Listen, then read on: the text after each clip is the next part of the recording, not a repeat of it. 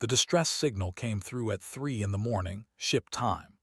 Commander Jake was already awake, sitting alone in his quarters aboard the survey vessel Endeavour, reading reports from the day's mapping mission. He had served 12 years in deep space, and he had learned that sleep was a luxury that rarely came easy. The alarm pulled him to his feet. He was on the bridge in under 2 minutes, still pulling on his jacket as he stepped through the door. Lieutenant Amy was already at her station, her fingers moving across the console. She was young, barely 26, but she was one of the best pilots Jake had ever worked with. Her face was tight with concern as she looked up at him. "Commander, we're picking up a distress signal from the northern hemisphere of Prime. Small transport vessel. It went down hard." Jake moved to the main display and studied the readings. Prime was an uncontacted world. Humanity had mapped it from orbit but had never sent anyone to the surface. Protocol was clear about such situations. They were supposed to observe, document, and report, nothing more. But protocol also demanded they respond to distress signals. "What do we know about the inhabitants?" Jake asked. "Not much, sir. They are listed as a Class 4 civilization. Advanced technology, possible psychic abilities, no prior contact with humans. They're supposed to be peaceful, but that's based on long-range observation only." Jake considered the situation. A crashed ship meant survivors might need help. Survivors who belonged to a species humanity had never met. The smart move was to wait, to contact Earth Command, to let someone else make the decision. "But people might be dying down there right now." "Prep 3 shuttles," Jake said. "I'm leading the rescue team myself." Amy looked at him with surprise. "Sir, protocol says." "I know what protocol says. I also know that if there are people down there who need help, we can't just watch them die because we're afraid of making a bad first impression." The descent through the atmosphere of Prime was rough. Violet clouds surrounded the shuttles, and strange lightning crackled in the distance. When they finally broke through, Jake found himself looking at a world unlike anything he had ever seen. The forests below were made of crystal. Massive trees with translucent trunks rose hundreds of feet into the air, their branches catching the light of the setting sun and scattering it into 1,000 colors. The grass that covered the clearings was silver, rippling in the wind like waves on an ocean. It was beautiful, and somewhere in that beauty a ship was burning. They found the crash site in a clearing near a river of liquid that glowed faint blue. The transport vessel was in design, all elegant curves and smooth surfaces, but it was twisted now, broken, flames licking at its hull. Jake was out of the shuttle before it had fully landed, his boots hitting the silver grass as he ran toward the wreckage. "Medical team on me," he called. "Everyone else secure the perimeter." The interior of the transport was filled with smoke. Jake pulled his mask over his face and pushed deeper inside. He found the first body near the front of the vessel. An adult, tall and slender, with skin that shimmered between shades of blue and purple even in death. Large eyes stared at nothing, their luminous glow fading. There was nothing he could do for this one. He moved further back and found 2 more, an adult female and an adult male, both badly injured. They were still alive, but barely. The female was holding something against her chest, protecting it with her body. A child. The little girl could not have been more than 6 years old. Her skin was pale, almost white, and her large eyes were filled with terror. She was trembling so hard that Jake could see it even through the smoke. The female looked up at Jake. Her eyes widened when she saw him, and he expected fear, hostility, confusion. Instead, he saw something else. Hope. She spoke in a language he did not understand, but her meaning was clear. She pushed the child toward him, her hands shaking, her voice desperate. The male beside her did the same, reaching out to touch Jake's arm, his touch surprisingly warm. They were dying. They knew they were dying, and they wanted him to take their child. Jake knelt down and looked at the little girl. She looked back at him, her luminous eyes searching his face. He did not know what she was looking for, but whatever it was, she seemed to find it. She reached out and placed her small hand in his. "I've got you," Jake said softly. "You're safe now." He lifted her into his arms and carried her out of the burning ship. Behind him, he heard Amy calling for the medical team, heard the sounds of people trying to save the dying adults. But he knew, somehow, that it was too late for them. Outside, the sun had set, and 3 moons were rising over the crystal forest.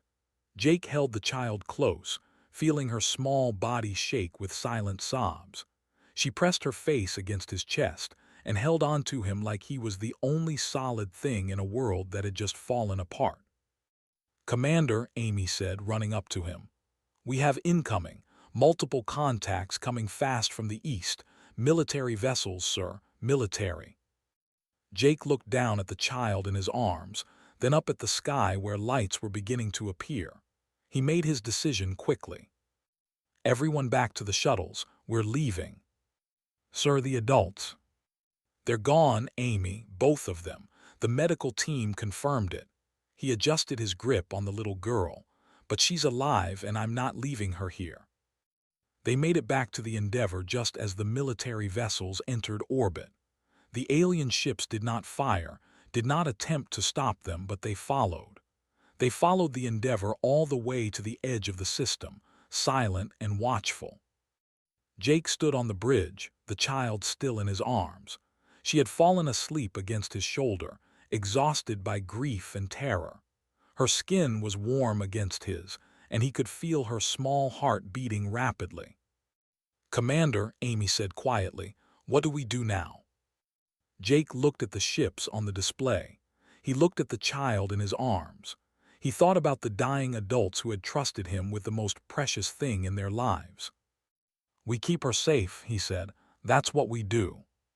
He did not know it yet, but the child he held was Princess, only daughter of Queen, heir to the throne of the Empire. He did not know that her aunt and uncle had been fleeing a civil war, trying to take her to safety.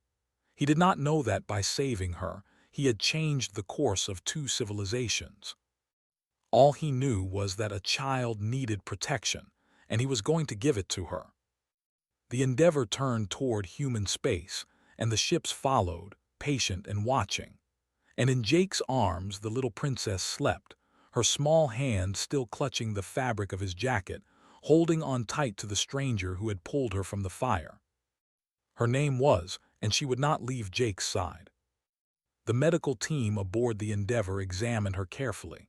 Dr. Carter, the ship's chief medical officer, ran every scan she could think of.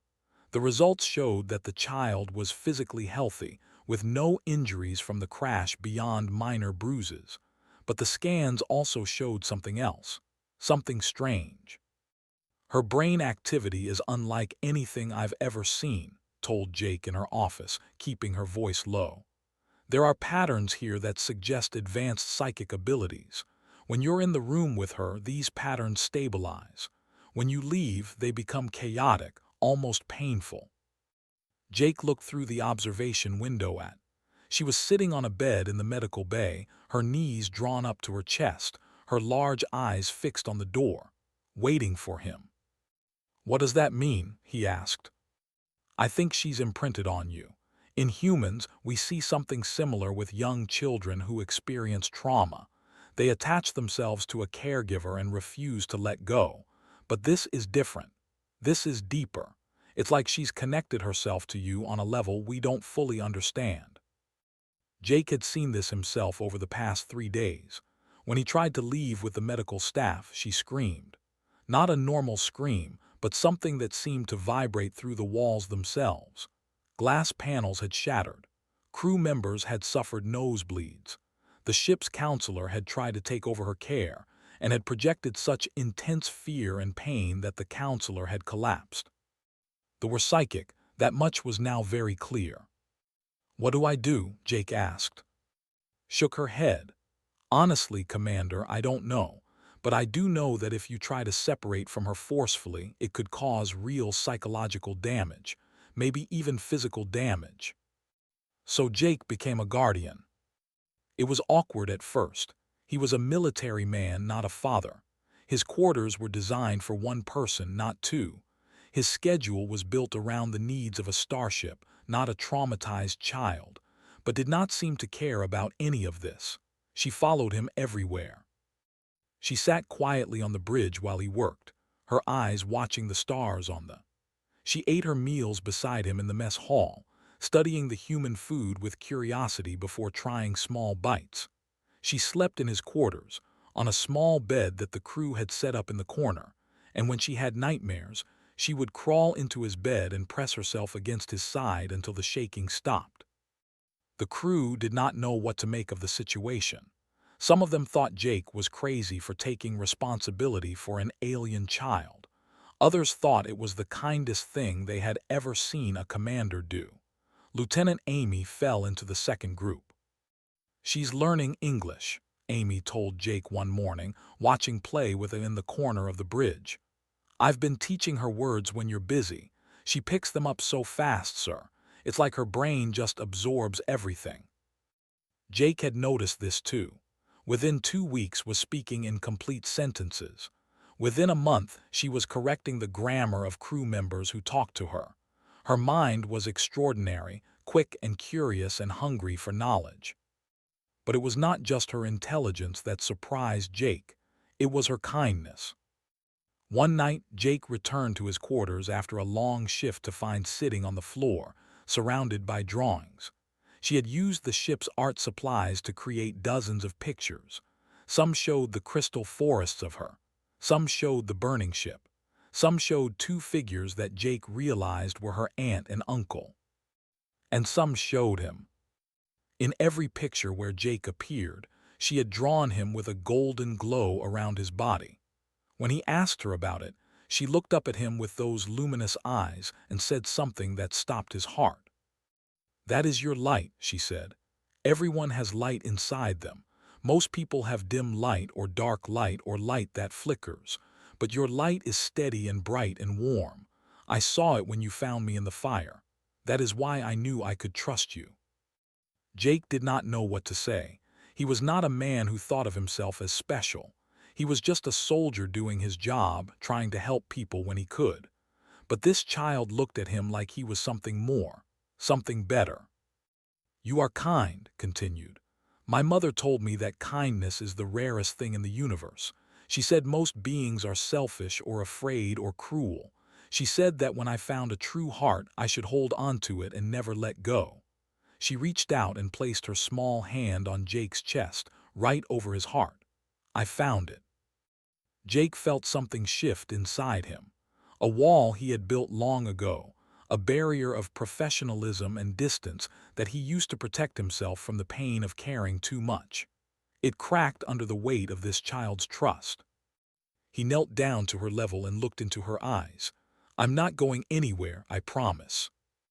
She smiled then, for the first time since he had rescued her. It was a small smile, fragile and uncertain, but it was real. Meanwhile, the ships continued to follow the Endeavor. They had not attacked. They had not demanded the return of the child. They simply watched and waited, like predators circling prey, patient and silent. Then, on the 32nd day, they made contact. Jake was on the bridge when the communication came through. The flickered and then a face appeared. A face, but different from us. This face was older, harder, and filled with an emotion that Jake recognized instantly. A mother's grief. "You have my daughter," they said. Her voice was clear and precise, the translator rendering her words in perfect English.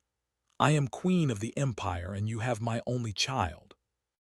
Jake felt's hand slip into his.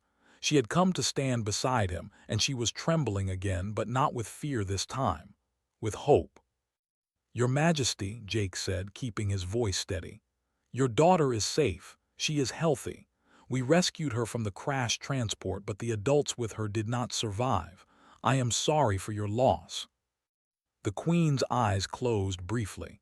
Pain crossed her face like a shadow. My sister's husband. They were taking to safety, away from those who would use her against me." "There is a war?" Jake asked. It ended when my enemies learned that my daughter was missing. They thought they had won. They thought I would break. The queen opened her eyes, and now they burned with fierce intensity. But she is not missing. She is with you, and now I am coming to reclaim her. The communication ended abruptly. Jake looked down at. She looked up at him with those large, luminous eyes. "Will you send me away?" she asked quietly. Jake squeezed her hand. "Never, but your mother has the right to see you. She loves you, I could see it in her eyes." "I know she loves me," said, "but she is a queen first and a mother second. That is how she was taught to be. You are different. You put me first even though I am nothing to you, even though helping me costs you everything." "You're not nothing to me," Jake said firmly. "You're never going to be nothing to me." Leaned against his side, and through her touch, Jake felt a wave of emotion that was not his own. Gratitude, trust, love. The bond between them was growing stronger every day, and he was only beginning to understand what that meant. The Queen's ship would arrive in 3 days. Whatever happened after that, Jake knew one thing for certain. He would not abandon this child, not for politics, not for duty, not for anything in the universe. The Queen's ship was beautiful. It emerged from faster-than-light travel like a silver blade cutting through dark water, its hull catching the light of distant stars and scattering it into rainbows. The vessel was 3 times the size of the Endeavour, elegant and powerful, a clear statement of superiority. Jake stood in the docking bay, watching the Queen's shuttle approach. Beside him stood his senior officers. Behind him, hidden from view, waited in a small observation room with Dr. Carter. Jake had wanted her close, but not in the middle of whatever was about to happen. The shuttle landed with barely a sound. Its door opened and Queen stepped out. She was tall, even taller than the other Jake had seen. Her skin shifted between deep purple and midnight blue, and her eyes glowed with inner light. She wore robes of silver and black that flowed around her like liquid shadow. Behind her came 4 guards, armed and alert, but the Queen's attention was entirely focused on Jake. She stopped 3 feet in front of him and studied his face. "You are smaller than I expected," she said. "Your species is so fragile. How did you survive the fire that killed my sister?" "Luck mostly," Jake said, "and a good environmental suit." The Queen's expression did not change, but something flickered in her eyes. Surprise, perhaps. She had expected fear or submission. She had not expected calm honesty. "Take me to my daughter," she said. Jake led her through the corridors of the Endeavour. Crew members stopped and stared as they passed, but no one spoke.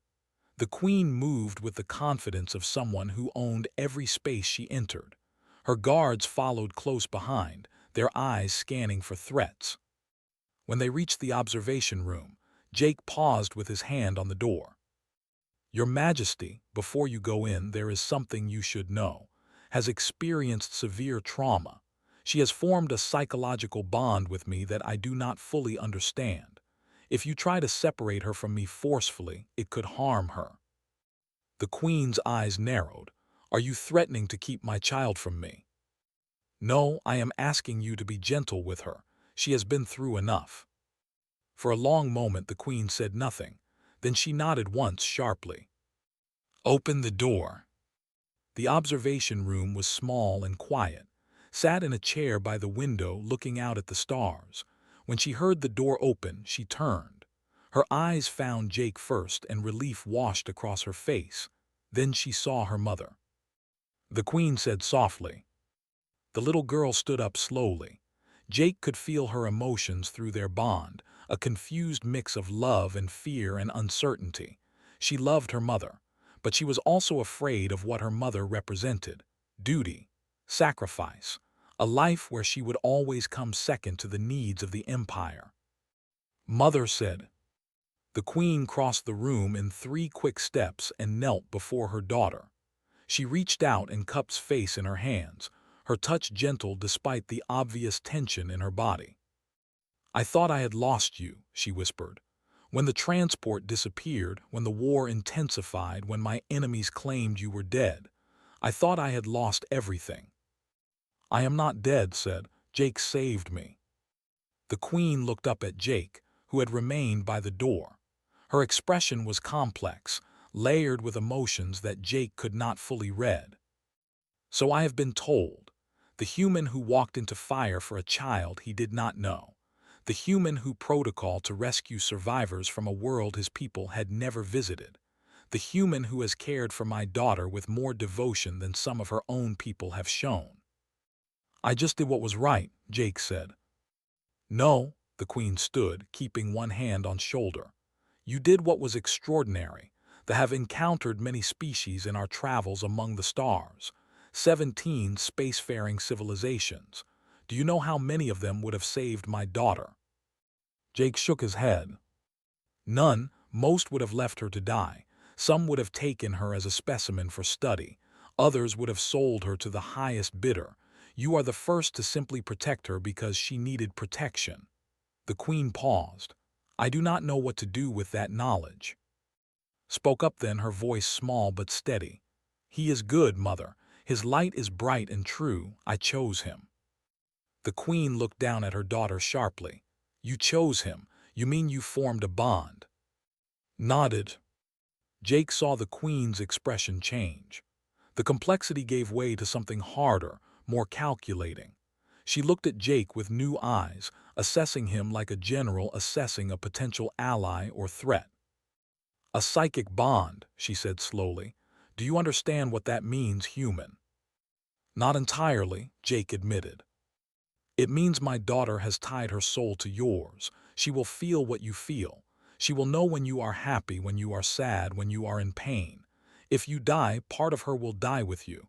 And if she dies, the Queen's voice caught. If she dies, you will feel it.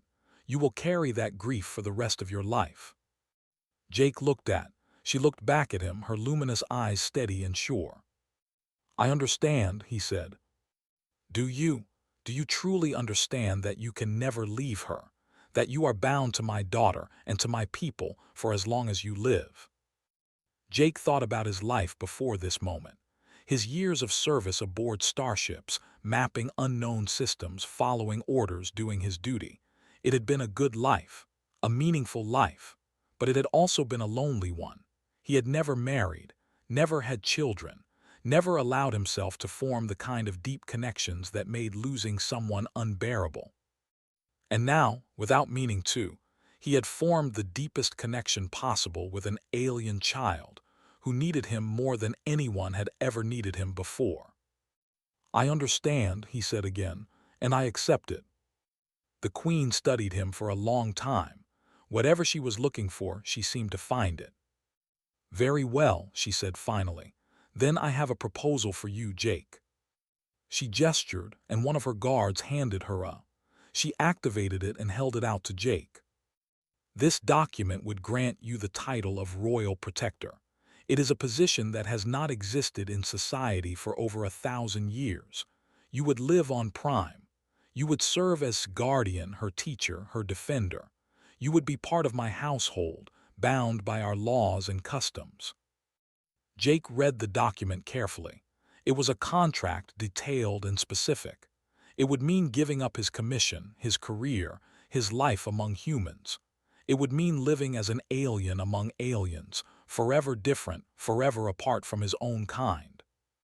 In exchange, the Queen continued, the Empire will open diplomatic relations with humanity, trade, technology, alliance against common enemies. Your species will gain access to resources and knowledge that would otherwise take you centuries to acquire. You're offering me a trade, Jake said slowly, my life for the benefit of my people. I am offering you a choice. You may return to your ship, your career, your species. Will grieve, but she will survive. The bond will fade with time and distance. Or you may stay with her, protect her, guide her as she grows into the woman she is meant to become. The choice is yours. Jake looked at. She had not moved, had not spoken, but he could feel her hope through their bond, desperate and bright. She wanted him to stay. She needed him to stay, but she would not ask. She would not beg. She had too much pride for that. "Can I have time to think?" Jake asked. The Queen nodded. 3 days. After that, I return to Prime with or without you." She turned and walked to the door, her guards falling into step behind her. At the threshold, she paused and looked back. "You are a strange creature, Jake. You have kindness without weakness, strength without cruelty. My daughter chose well." A ghost of a smile crossed her lips. "I think you may change everything."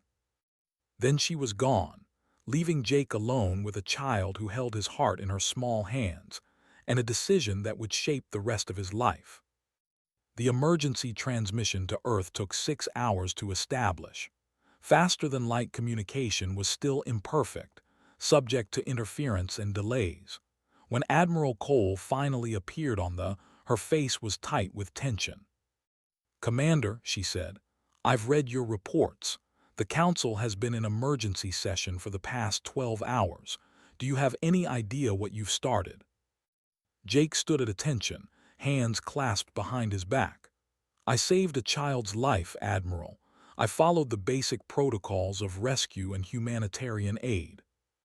"You made first contact with an advanced alien civilization without authorization. You formed some kind of psychic bond with their princess, and now their queen is offering diplomatic relations in exchange for your service." The Admiral leaned forward. "This is either the greatest opportunity in human history or the biggest disaster. We're not sure which." "What does the Council say?" The Admiral sighed. "They're divided. Half of them want to accept the offer immediately. Access to their technology alone would advance our civilization by centuries. The other half think it's a trap, that the Queen is manipulating you and us for purposes we don't understand." Jake thought about Queen. He thought about the grief in her eyes when she spoke of her sister, the fierce love when she looked at her daughter, the calculating intelligence when she assessed him. She was complex, dangerous, and utterly devoted to her people. "It's not a trap," he said. "She's protecting her daughter. That's all this is. She saw that I protected, and now she wants to ensure that protection continues." "And you believe her?" "I do." The Admiral was quiet for a moment. "The Council has a counterproposal. They want you to accept the Queen's offer, but as an official representative of humanity. You would maintain your commission, report back to us regularly, and work to advance human interests within the Empire." "A spy," Jake said flatly. "An ambassador, a liaison, someone who can bridge the gap between our species." Jake shook his head. "That's not what the Queen offered. She offered me a place in her household as protector. If I accept while secretly serving human interests, I would be betraying her trust. I would be betraying trust." "Commander, your loyalty is to humanity, to Earth, to the people who raised you, trained you, gave you everything you are." "My loyalty is to doing what's right, and betraying the trust of a child who has already lost everyone she loves is not right." The Admiral's expression hardened. "Then you have a choice to make, Commander. Accept our terms and serve humanity as an embedded agent, or resign your commission and stay with thee as a private citizen, with no official ties to Earth." Jake had known this moment was coming. He had known that his government would not simply let him go, would not allow such a valuable opportunity to slip away without trying to control it. But hearing the choice laid out so starkly still hit him like a blow. "How long do I have to decide?" he asked. "The Queen gave you 3 days, so do we." The transmission ended. Jake spent the next 2 days thinking. He walked the corridors of the Endeavor, the ship that had been his home for 3 years. He talked with his crew, the men and women who had served beside him through danger and discovery. He sat alone in his quarters and stared at the stars. And he spent time with. She knew something was wrong. Through their bond, she could feel his turmoil, his uncertainty, his fear. But she did not ask him about it. She simply stayed close, reading her, practicing the English phrases Amy had taught her, drawing pictures of crystal forests and silver grass. On the second night, she climbed into his bed after a nightmare. Jake held her as she trembled, feeling her fear echo through their connection. "What did you dream about?" he asked softly. "Fire," she whispered. "Always fire and you walking away, leaving me in the flames." Jake tightened his arms around her. "I would never leave you in the flames, never. But you might leave me after, when the fire is out and I am safe. You might go back to your people and forget about me." "I could never forget about you." She looked up at him with those luminous eyes. "Then why are you so sad? Why does your heart hurt so much?" Jake did not know how to explain politics and loyalty and duty to a 7-year-old. He did not know how to tell her that the people he had served his whole life were asking him to betray her. "I have to make a choice," he said finally, "and whatever I choose, I will lose something important." Was quiet for a long moment. Then she sat up and placed her hands on either side of his face, the way her mother had done to her. "My aunt told me something before she died," she said. "She said that life is full of choices, and most of them are between two good things or two bad things. She said the hardest choices are the ones where you have to pick between something you want and something you need." "What did she say to do?"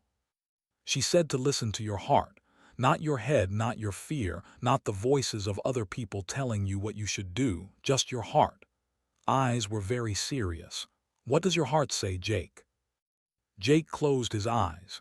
He thought about Earth, about the career he had built, the relationships he had maintained at a distance, the life he had constructed to keep himself safe from pain. He thought about the Admiral's offer, the chance to serve his people while also staying with.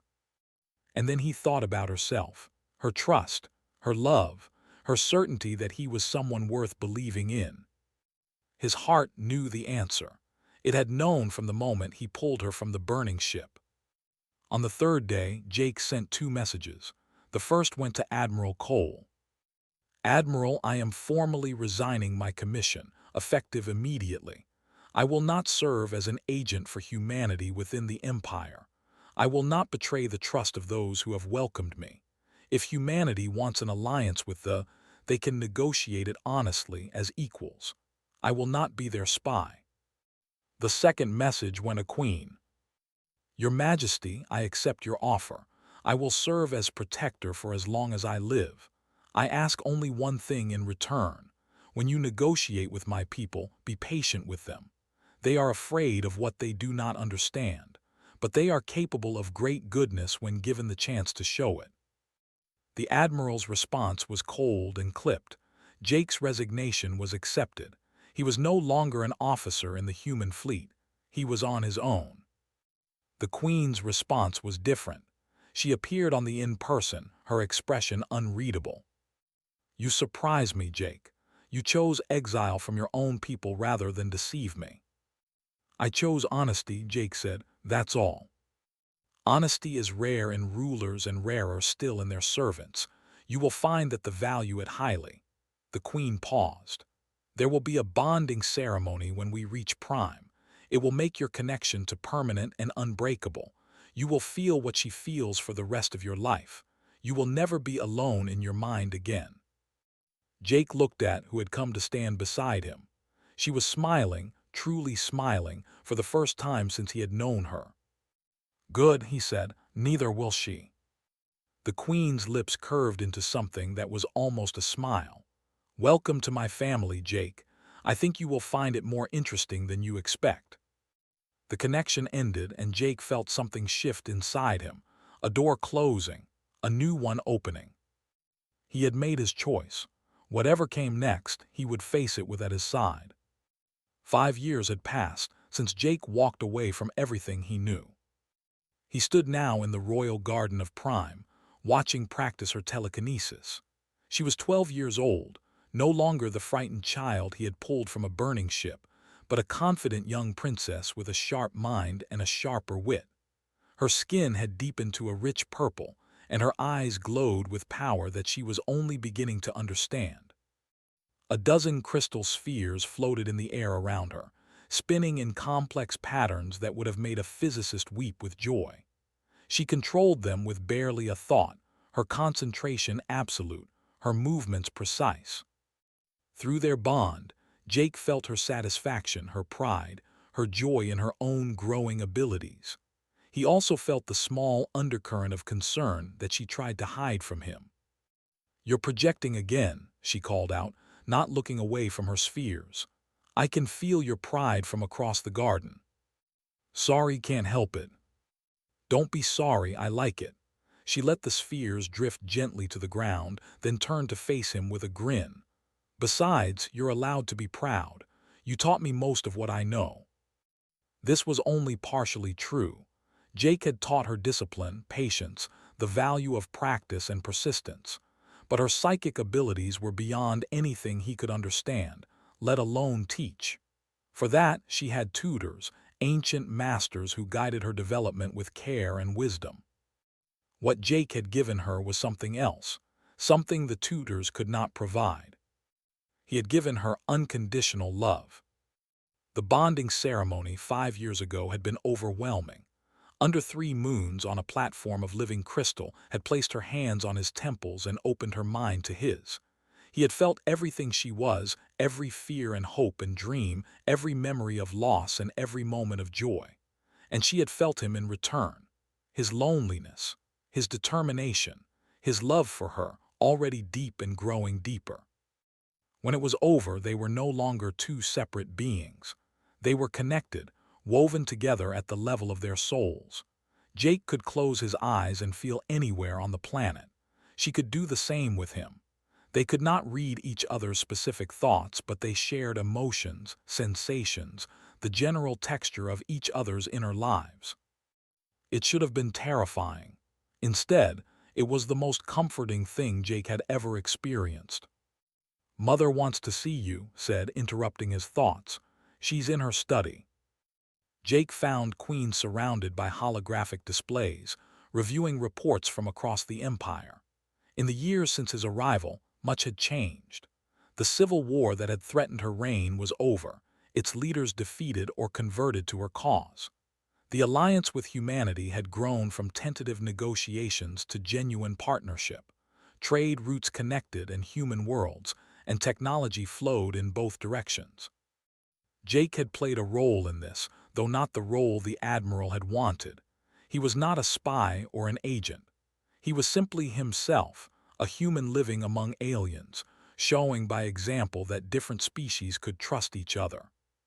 "You wanted to see me, Your Majesty," he said from the doorway. The Queen dismissed her displays with a wave. "We have known each other for 5 years, Jake. You may call me." "Old habits," he said with a slight smile. "Indeed." She rose and walked toward him. "I received a message from your Admiral Cole today. She wishes to know if you have any regrets." Jake considered the question carefully. In 5 years, he had missed much. His sister had married and had children he had never met except through video calls. His parents had passed away 2 years ago, and he had attended their funeral only as a holographic projection, standing among mourners who looked at him with confusion and pity. He had sacrificed his career, his home, his place among his own kind. But he had gained something too. He had gained who looked at him with love every day. He had gained respect among the who had come to see him as one of their own. He had gained purpose, real purpose, not just following orders but protecting someone who needed him. "No," he said, "no regrets." Studied him with those ancient, knowing eyes. "When you first came here, I did not trust you. I believed you must have hidden motives, secret agendas. No being could be as selfless as you appeared." "I'm not selfless, I'm stubborn. There's a difference." "Perhaps." A ghost of a smile crossed her lips. "My daughter loves you, not as a father, not as a servant, but as something in between, something we have no word for." "Humans have a word," Jake said. "Family." Nodded slowly. "Family, yes. I think I am beginning to understand why your species values that concept so highly." She placed a hand on his shoulder, a gesture of acceptance she had never offered before. "You protected my child when no one else would. You gave up everything to stay with her. You have proven yourself worthy of the trust she placed in you. I just did what anyone should do. No, you did what very few would do. That is why, when the history of our alliance is written, your name will be remembered. Not as a conqueror or a diplomat, but as the human who showed the galaxy what kindness truly means. Jake did not know how to respond. Fortunately, he was saved from having to try by the door opening behind him. Bounded in, her face alight with excitement. The delegation from the outer colonies just arrived, she announced. They want to meet the famous human who serves the Queen. Jake groaned. Do they have to call me that? You should be flattered. Most humans are only famous for war or trade. You're famous for being decent. Grabbed his hand and tugged him toward the door. Come on. If I have to sit through boring diplomatic meetings, so do you. Watched them go with an expression that Jake, even after 5 years, could not quite read. Pride, perhaps, satisfaction, and something else, something softer. Later that evening, after the diplomatic meetings and formal dinners were over, Jake sat with on the balcony of her chambers. 3 moons rose over the crystal forests, bathing everything in silver light. The same 3 moons that had watched over them 5 years ago, when a frightened child had reached out and chosen a stranger to be her family. Jake said quietly, "Yes. Thank you for staying, for choosing me." He put an arm around her shoulders and felt her lean into him. Through their bond, he felt her contentment, her love, her absolute certainty that she was exactly where she belonged. "Thank you for choosing me back," he said. They sat in comfortable silence, watching the moons climb higher. Somewhere out there, humanity was reaching for the stars, forming alliances, exploring new worlds. And it had all started with one man, one child, and a choice made in the ruins of a burning ship.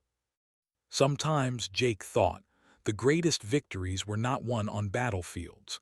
Sometimes they were won in quiet moments, when someone decided to be kind in a universe that so often was not. Shifted beside him, and through their bond he felt her silent agreement. This was home now, this was family, and Jake would protect both for as long as he lived. The moons shone down on them, silver and eternal, and the crystal forests sang in the night wind. And in the heart of the empire, a human man and an alien princess sat together, bound by something stronger than blood, stronger than duty, stronger than all the distances between stars. They sat together and they were home,